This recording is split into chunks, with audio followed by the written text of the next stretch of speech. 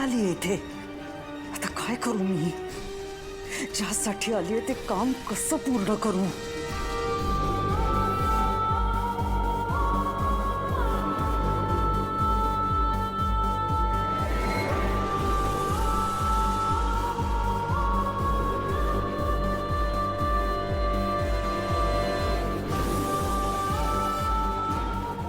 आई, हो काय झालंय? का रडताय तुम्ही?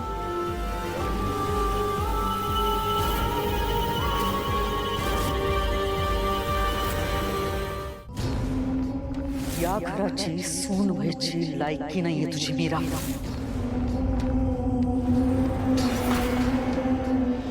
तुझ्यासारख्या धूर्त मुलीला या घरात कणभरही जागा मिळणार नाही.